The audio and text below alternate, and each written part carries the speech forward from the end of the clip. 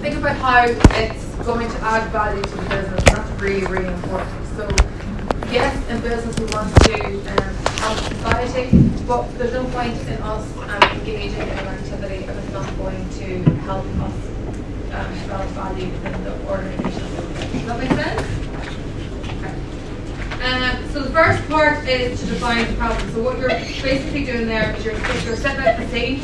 You're looking at what the broad problem is, and you're trying to narrow it down into a research gap. So once you have defined your problem, you need to think about drafting or writing your aim and objectives for this research. Again, your aim is the overall problem that you're trying to address, and your objectives are the stepping stones in which you are going to address them. You need to put these within the SMART framework. I'm going to review that again today. And your first assignment actually is going to help you with crafting those. And then from that, the next part of the assignment is to conduct a secondary literature review on the given topic that you have chosen. It's really important within the secondary research task that you're identifying whatever gaps are available. So what are the knowledge gaps? What are the unknowns in this area for your business? And then link it to the research strategy that you are going to undertake.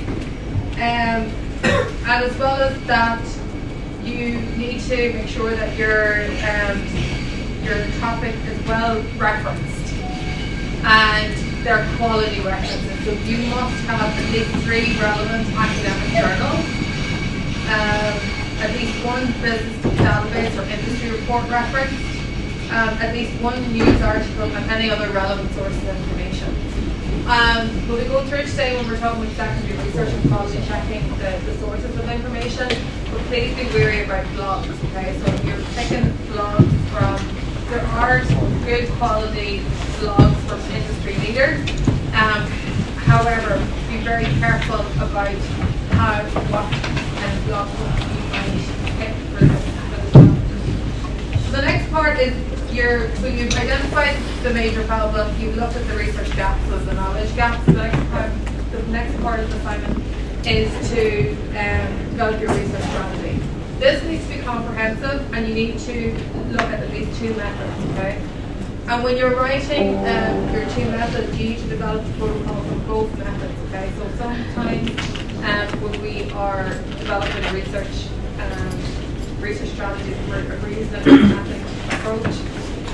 We're very good at maybe describing one method and not so much with the other. So just be cognizant that you need to describe how you're going to undertake both methods and how they interlink or complement each other. So you need to be able to justify the reason for choosing the two different methods, and critically describe the steps that you're going to take. Evidence of implementation needs to be placed in your appendix, okay? So this is the body of your report, but it goes into your appendix. Evidence would be things like if you're pilot testing a survey, that you can put the survey into the appendix. If you are undertaking in-depth interviews, you put things like consent forms, like the topic guides, into the appendix as well. So I can have a look and make sure that this is why this research is relevant to this area. So you really sum it up. So you don't, you're not conducting a full research project, but what you are doing, you're pilot testing the methods that you would undertake in the future if you were to do this in real life setting. So when I'm talking about pilot testing, I'm talking about if it's a survey, then it's a smaller sample of the population that you're piloting the tool with and making improvements from. But when you're talking about your sampling in the main body of the text, you need to acknowledge that if this is being undertaken in real life, this is your sample, this is how you're going to access the population. Does that make sense? So you have been allocated groups around the Canvas, so I wasn't involved directly in the allocation of the groups, but you should all have access to groups on Canvas now, and please get in contact with your group members and begin working on the project. So it's a 3,000 word assignment, this and it's worth 30%. And the deadline is Tuesday, the 7th of November, so I think it's week 10. So you have a bit of time to work on it. However, don't leave it to the last minute. Late submissions will incur a 10% penalty. And if you do not submit it using the link provided, it won't be great. Please make sure that you submit it through Canva. It's a great project. Only one member of the team needs to submit this report. However, it's really important that you start all your activities to get people on time. Okay? So if one person submits it, but you have to work together in order to ensure that you get to the point. There's a couple of other details there. One being the rubric. So you'll see here that there's really more than a number of different parts. The first part is the part of definition being objective. That's like 20%. So it's worth significant amount, which is really, really important. You need to make sure that you define your problem, but also that you have written your objectives and you can not framework. The next proportion is your secondary data analysis, and that really is looking at the secondary literature in this area. And then your third component, which is worth 40 marks per 100, is the research strategy. So if you are only describing one research method, you're only getting 20 marks in that section out of total. Okay, does that make sense? So you're supposed to do 2 research strategies. So there's only one there, you're only going to get half the marks, so just be really careful about that. And then you have a smaller proportion of the marks for your conclusion, which again is why is this relevant, how are you going to address the gaps, and then by formatting and referencing. If you are poor with your referencing, not only could you be pulled up for plagiarism, and this will be going through the Turnitin format, which will get 0 on the format and referencing side of things. And again, this is a very practical piece of research or practical assignment. So it's really important that you use examples to connect the dots for yourself. So again, you have your why problem at the start, your moral problem at the start, your aim and your SMART objectives, your literature, which is again showing what we know about this area and identifying relevant gaps. Your research protocol is really focused on how you're going to fill these gaps and then your conclusion. Does that all make sense? Yes, ma'am. Any questions so far? I know you only got it, but we can come back to this again next week, okay? Just be aware, start working on it now. Become familiar with your team. And the last thing that's important in relation to assignments is that there will be team contracts. So on Canvas, this assignment is already up there. And with the guidelines, and as part of the guidelines, you have to submit a team contract. So your team contract is a commitment to the input that each team member is going to have in the assignment.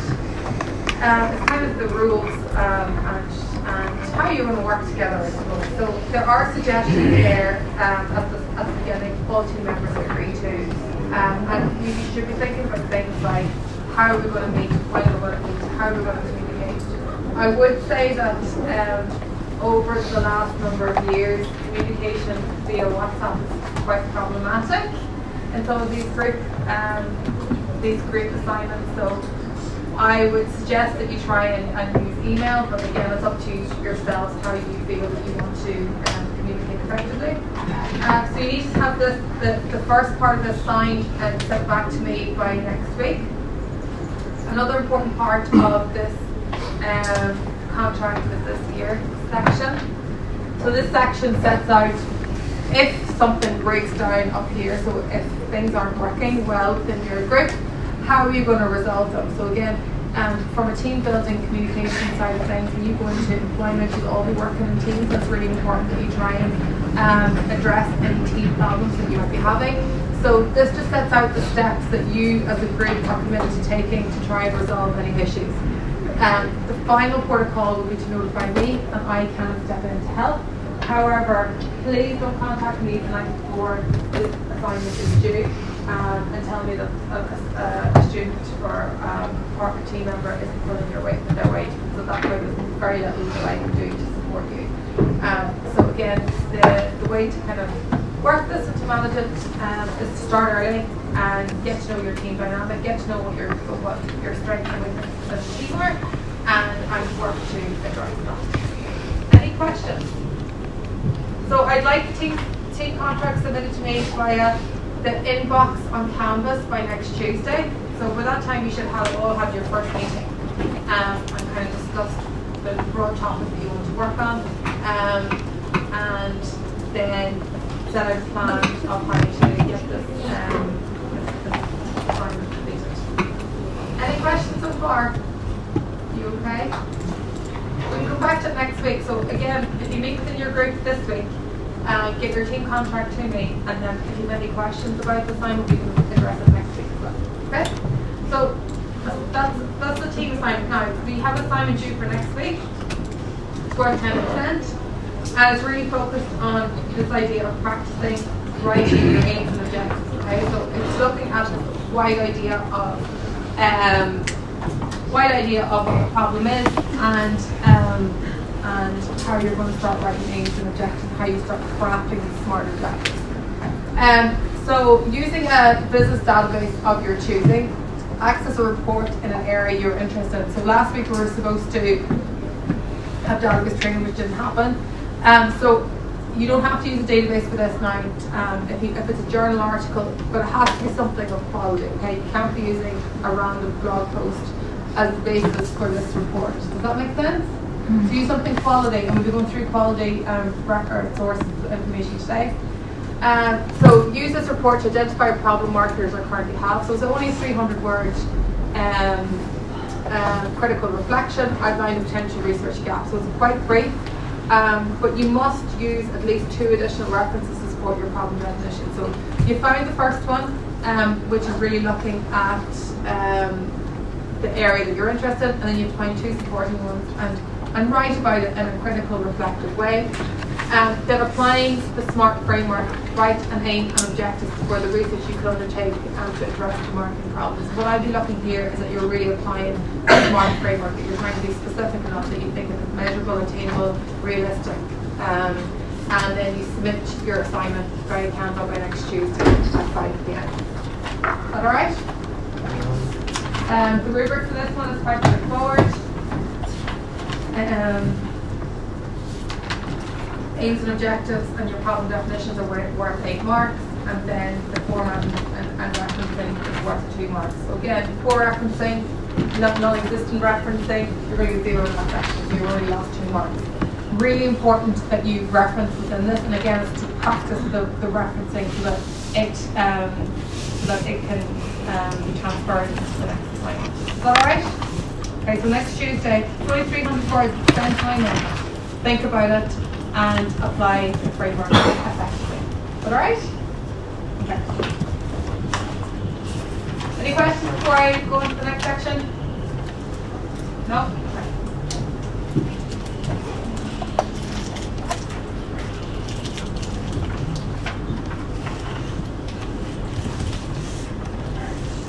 Okay. We are going to do a quick recap of what we learned 2 weeks ago. And then we're going to move on to the second read. Okay. So,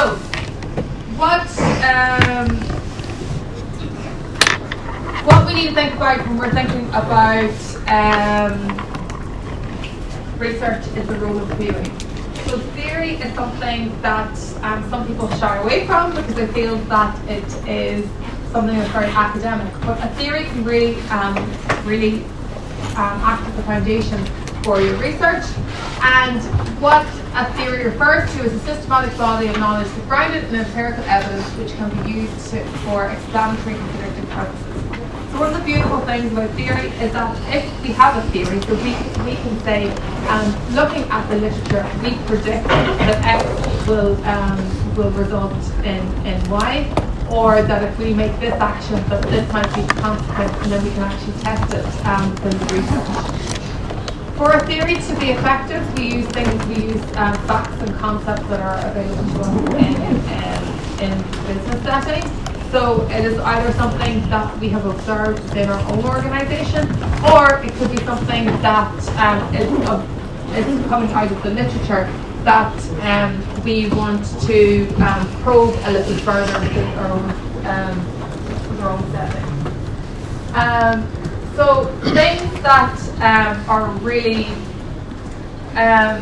that the theory can help with are, okay, cause and effect relationships. So how does do changes in website design affect purchases?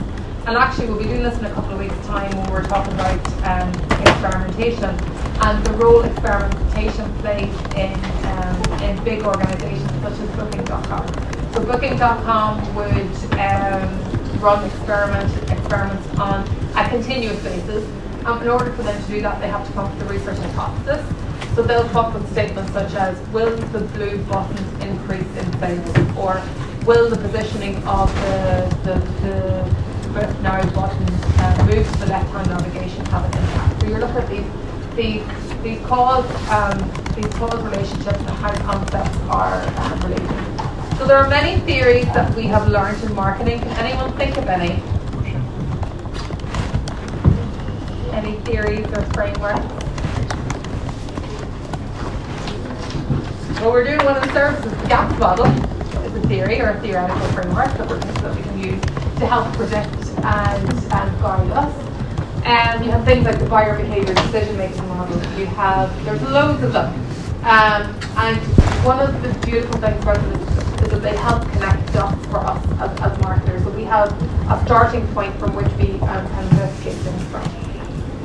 So, in terms of how theory is important, it helps us form questions which have a theoretical answer rather than a descriptive. So again, we're moving on into a different level of thinking, from describing something that's happening to critically reflecting on it. So trying to understand why something is happening given the environmental factors that we're faced with. We're building on knowledge, so again, we're not reinventing the wheel. We are understanding that other people have observed maybe these trends or observed these outcomes, and we're wondering, okay, does that apply to our industry? So, for example, when I was completing my PhD, I extended somebody else's theory. So they had a theory of relationship marketing, and I wanted to bring it into the area of social marketing. So I had a starting point from which my research began, and I was able to say, okay, well, these things apply within this particular setting. How would they apply if I change some of the dynamics in the setting and to change the focus? There are two types of theory. One is deductive. So you're testing something. So this is a theory that's already been made. It already exists, and you're testing it within the setting that you're working in. The other one is an inductive theory. So an inductive theory is that you're building a theory. So you're setting the building blocks in place to develop the theory around what you think is going to happen. And if you're going down the route of deductive, you need to have identified the theory that you were trying to apply in the first place.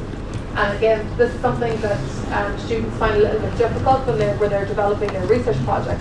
That sometimes they don't look at the theory or the theoretical frameworks that are in front of them.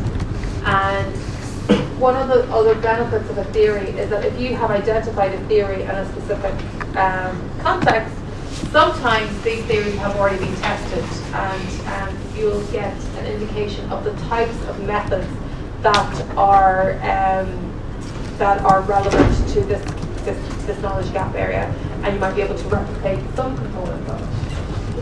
So again, when we're talking about aims and objectives and theoretical development, they're the foundations. So the aims and objectives are the things or the elements that hold up your whole research. If your research objectives aren't specific enough, they're not measurable enough, they aren't appropriate, then you'll start to see cracks appearing in your research altogether. So we went through this example already, so I'm not going to go through it, but I'm just going to remind you of the SMART framework, okay? And this is really important. So for assignment 1 and the team assignment, you need to be able to apply this, okay? So whenever you're applying it, you don't need to fill out the table like this, but what you do need to say is you need to critically reflect, okay, is my research specific enough? So if you're going to investigate how customers shop in retail sector, the retail sector, that's really, really broad. So what are you defining your customer as? What are you defining as your retail sector? So try and make it as specific as possible. And by making it specific as possible, you're actually helping yourself out further down the research process, because it will be linked to further decisions that you're making, such as sampling. Is it achievable? So are you going to be able to achieve what you set out to achieve? So if you are saying that you are going to, send a survey to 1,000 people, okay? How are you going to do that? Have you a database that's already been developed? What, if not, and you've decided to use, for example, social media, how are you going to remove the biases within the social media campaign that you're running? And how are you going to understand the reach of your survey? So by making something achievable, you need to make sure that it's within the realms of your organisation. A bit measurable there. So measurable there, how can it be accessed? So are you using the right measurement tool to try and address your research aims? So if you're going to say something that you want to explore something, that there's no information out here, you want to know a lot more about it, and you're talking about an exploration study, and then I see that you are focusing on a methodology such as quantitative methodology, I'll be questioning whether you have thought through if you're able to measure what you say you're going to measure using that tool. Is it relevant? So is it relevant to the organisation? And then is it time bound? And again, this is something that people find a little bit difficult, but so you need to set the boundaries for this research.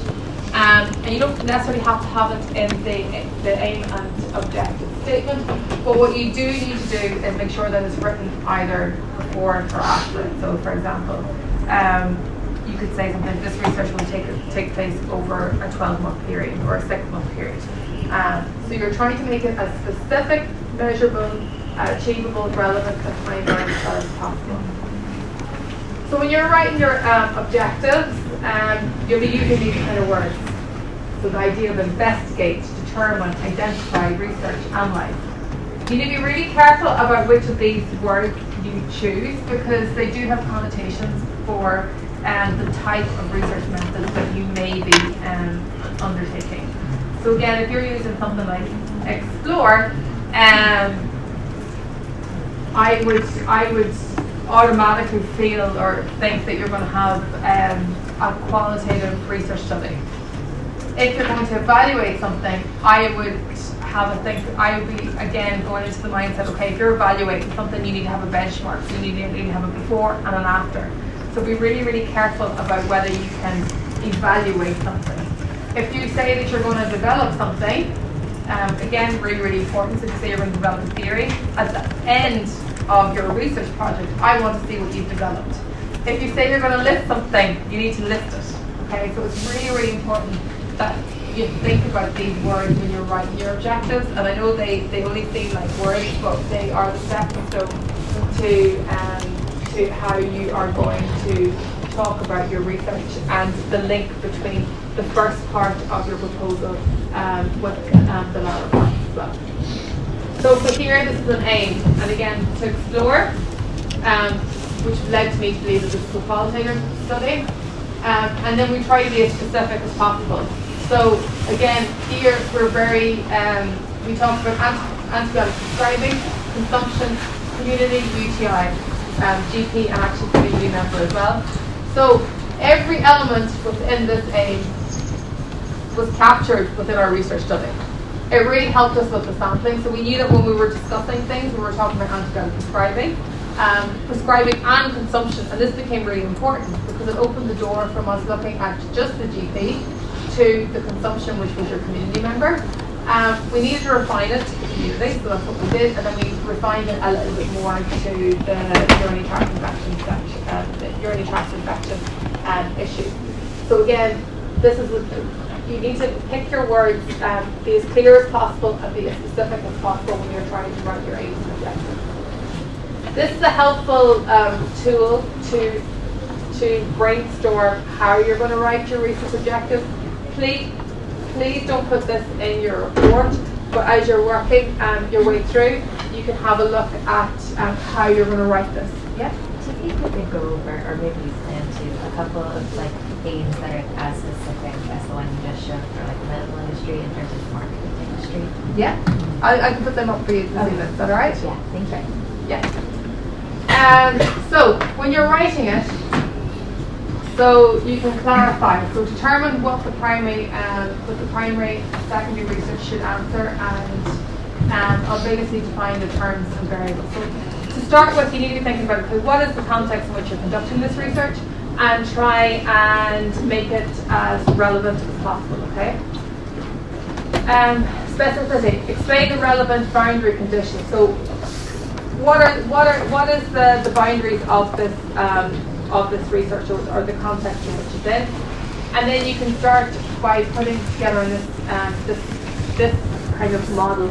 I am working on whatever the topic is because I want to determine something in order to understand what, how, when, and where something is happening. Okay, so use this as a brainstorming tool to help you identify what area you want to work in and how you're going to start crafting the aims and objectives. And I will put up extra examples for you when I go back to that.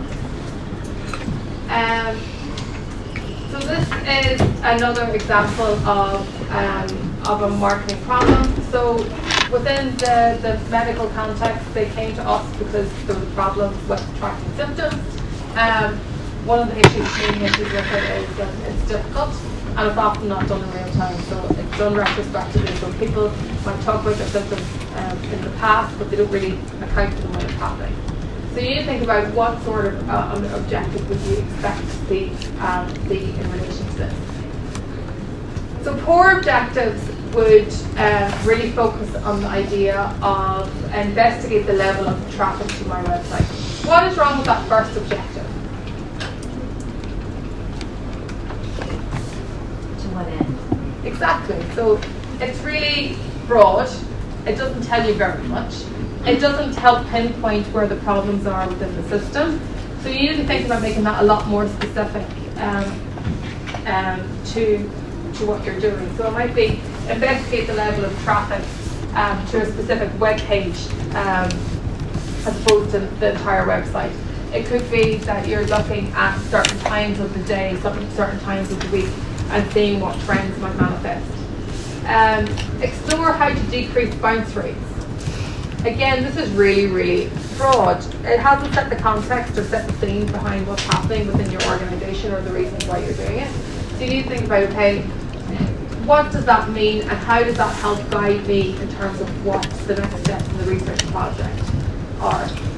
Develop a feedback form. Okay, so you could be developing a feedback form for anything to do with your organisation. So again, you need to be more specific. What is the purpose of the feedback form? What kind of area is it focused on? What is the rationale for having it in the first place? Is it an organisational-wide objective, or is it something that you're looking again for something very specific? Another section here would be to conduct a survey of customers. Conduct a survey about what? Who are your customers? What do they look like? What are their profiles? Are you looking to talk to all customers or a subsection of your customers? Again, you need to think about, okay, what's the rationale behind this, and how are we going to address it? And then finally, use focus groups to expand my brand. Okay, so what focus groups really good idea, can give you really good insight into brand expansion. But what is it that you're actually going to discuss within those focus groups? So again, try and make them as specific as possible, giving the boundaries that you have. And a nice way to help support that is when you're looking at your problem definition, you're looking at the industry trends. it'll help you to refine that further. Again, this is up on Canvas for you already, so you can have a look at it. And you can look at the types of, and I will put up a few extra aims and objectives to help guide you. Please don't copy them or regurgitate them back to me, but I will put up some more examples to help you with that. Okay, so we're moving on to any questions on aims and objectives. Again, the purpose of this first assignment is to get you thinking, to get you to write aims and objectives and begin to think strategically so that we can see this following through within your research assignment as well. Okay, so research methods, and we're using secondary data. So what we're going to do is we're going to do, I'm going to introduce you to the research topic, the secondary research topic. A member of the library team was supposed to be here last week to talk to you about library databases. He's now coming in 2 weeks' time, so I'm only going to cover the portion of this lecture that I would have covered anyway, and then we will pick up on the database side of things in 2 weeks' time. Okay, so what we now understand is that there is a gap between problems found in the marketplace and our ability to understand and react to them. We are working in a very dynamic environment because of the technologies that are supporting our work and emerging technologies that we're not even familiar with at this stage. We need to begin to react faster and react smarter to the environments that we're working within. And in order to do that, we need to have the skills to assess the information that's put in front of us. So just because something is published doesn't mean that it's true, and we need to do our own research, our own background to try and figure out the meaning behind the words that are printed. So think about the types of information that you access when you make a decision, okay? So any kind of decision that we make, depending on the risk associated with it. So if it's quite a routine decision, triggered, I'm hungry, where am I going to eat? What kind of steps do you go through in order to find information on that? Versus if you're investing in something. So last week in services, for example, we talked about the problems with buying, for example, insurance products because we don't understand them, and there might be a more rigorous process in trying to find and search and assess the different types of information that are available to us. So us as marketers need to think about what information is out there, and we do have a wealth of information, but how are we going to process that? So back in week 1, I think it was, we talked about this idea that information actually isn't knowledge. Information is whatever is out there that we can access, and by processing it, by asking questions of it, we can change that information into knowledge.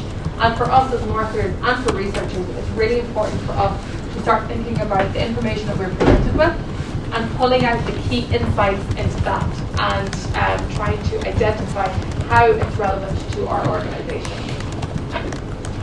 So example, male obesity is becoming a problem facing our society. We want to do something about it.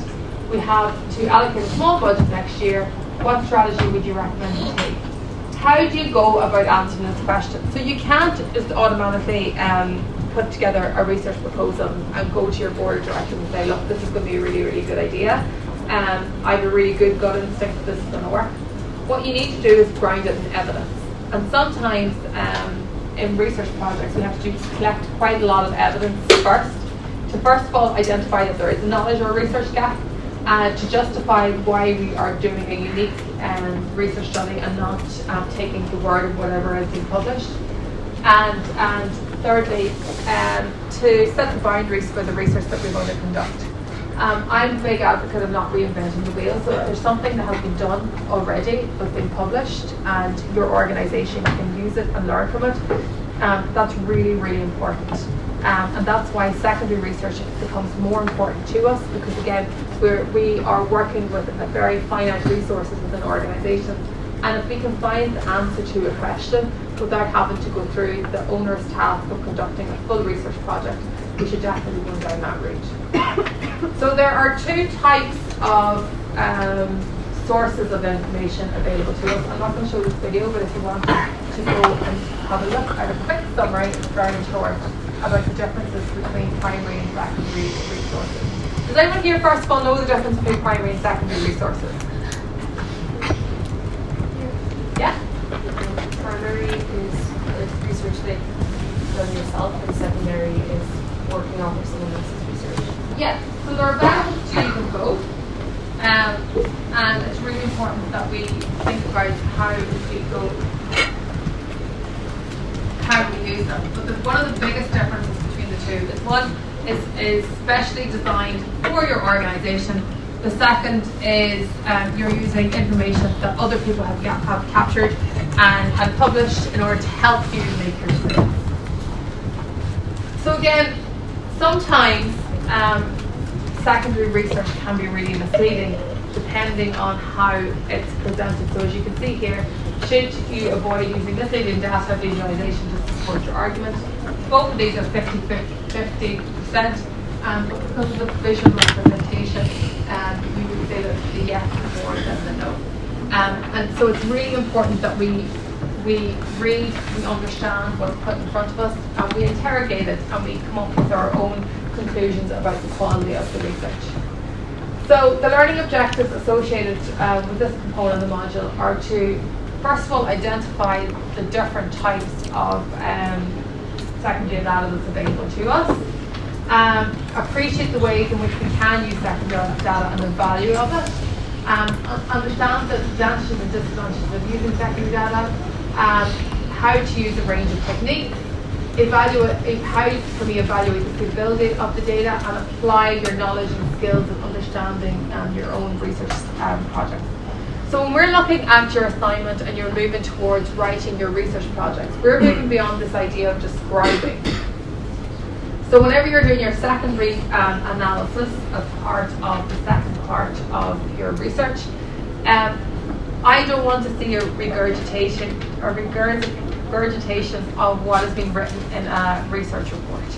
That's really important that you found the research report and that you understand what has been written in it. But I want you to answer the so what question. So this is really important, what you found. How is it important? How does it apply within the context of my research report? Okay. So please try and avoid this idea of just copying and pasting what somebody else has written. To try and start critiquing it. To try and form your own arguments around why it's important and why it's relevant to you.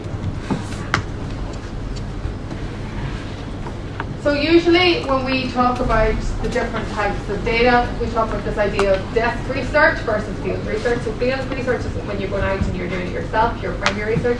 Your desk research is something that you can do from the comfort of your own home, usually, given the realms of technology. Some people don't actually have to go to the library anymore to try and figure out what's happening and identify the research gaps. But one of the important things that we need to become aware of is this relationship between primary and secondary research. So many times I would start off with some secondary research first before I even get to the problem definition stage to help narrow down my very, very broad research objective or research agenda. And then I will use the literature to help craft my aims and objectives. And then I might do a thorough literature review, okay, to say, so once I've decided what I'm doing, I'll undertake a full lit review to see what are the knowns and unknowns in this area. But at that stage, I might go back and say, well, actually, one of my objectives has been answered within the literature, so I might go back up and I might refine what I had planned to do as part of the primary research that I was undertaking. So it is an iterative process, and there's an interrelationship between primary and secondary research. And again, it goes back to the resources within your organisation and the purpose of the research that you want to undertake. So there are loads of different types of secondary data available to us, and please don't restrict yourselves by you just doing a Google search. Google searches will only tell you so much, and just because something is at the top of the search, yes, it's relevant to your keywords, but that's assuming that your keywords are correct. Have a look at the source and think about how it has ended up at the top of your Google search, and what other kind of parentheses can you put on it in order to try and identify or classify your secondary research. So here there's loads of different secondary data available to us. So there's databases. So Christopher's going to be coming in 2 weeks' time, and he's going to share with us some insights into the databases that are available within the library. We have business-specific databases that are available to you that if you were in industry you wouldn't have access to. You might not have access to, because they're really expensive. So there's some really good databases that are available to you that you should be using as part of your research project. You have your intranet, and again, intranet is an extremely valuable resource, but make sure you do your quality check. You have your books, periodicals, and magazines. Again, books are really important sources of information, but please be cognizant of when the information was published. Because sometimes if it's a topic maybe like digital marketing, nearly as soon as the book is published, some of the information in it might be a little bit outdated. So a really, really good insight, don't discount it, but just be careful about the publication date. You have your trade, your press journals, and again you should be differentiating between the different types of media outlets. You have your trade associations and your marketing consultants. Marketing consultants are really, really good at providing information to sectors and industries. But again, you have to be really, really careful with the topic that they are talking about. So are they writing these articles to help boost your skills and your understanding of an area? Or are they writing these articles to boost your skills and understanding of these areas as well as sell you a product that they happen to have developed to address the knowledge gap or the need that you may have? So again, you need to do your quality checks yourself. One way of ensuring that that what you're talking about is theoretically sound is to triangulate sources. Which, what I mean by triangulate sources is maybe use more than one source to try and to craft your argument. So if you have 2 or 3 sources of information that are saying the same or similar things, then you are on a better foot in terms of, okay, I can stand over that. If you're only looking at the positive side of an argument, you need to think about the negative side as well, and where would you go and find that information. So, again, desk research is something that we all do as part of our research, and it's something that is an important part of any research project. Whereas field research is very unique to the problem and the setting that you are undertaking the research, and it's really important that you know the difference between these two. Where you're actually going back to what we talked about in Origin, where you're actually going out and you're talking to your customers and you're trying to understand the problem a little bit better within the context of the research. And again, this is a really nice tool to help you differentiate between the two. So the purpose is collected for other reasons by others, whereas for primary research is collected for a specific purpose of the researcher. In terms of relevancy, depending on the topic, some could be very relevant, some could be less relevant. So it just depends on what you're looking for and the question that you have. But with primary research, usually if you've conducted a robust research proposal, your research is very complete and you're able to answer the question. You need to do your own tests and your own quality checks in terms of objectivity for secondary data. But you went through the process with your primary data, so you know yourself that it's high.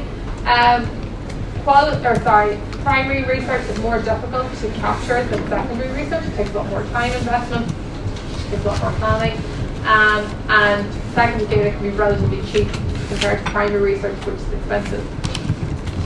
And again, sometimes there's a reason why you need to conduct your own primary research and you can't rely on secondary research. So I am going to leave it there for our break, and then we're going to come back and I'm going to run through a few more slides on secondary research, and then we're going to move on to the introducing the next topic. Okay? Any questions so far? No? All right. Thank you. So many assignments this week and next week. Hey, can you send me the video that you record me play? Reply. I have it. Can I have your WhatsApp number? I think you can. Yes, but I think you can send me via AirDrop. AirDrop. Yeah. I've not used it before, but let's see.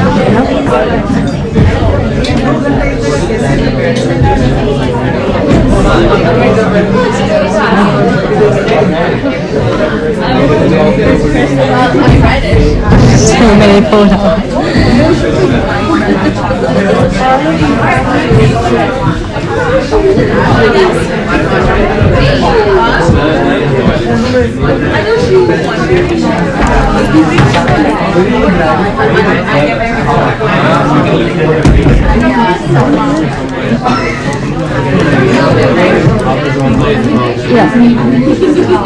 你说哪个课呀？这个课呗，这课是很少的。10月3号是一个10月3号，10月6号，下周的10月4号上完课的。你星期4就上完课。哎呀，星期4天时间你不够发的。我们会发的，那个老板是不会发的。没事，不太懂，他们有东西问的。Yeah, done. Thank you. 早点起没什么用，真的，不是你着急是真没用的。像我们做这些都是星期六。没有，我们是基本上上完课了之后我们才会去写，上课那个我们不会去看。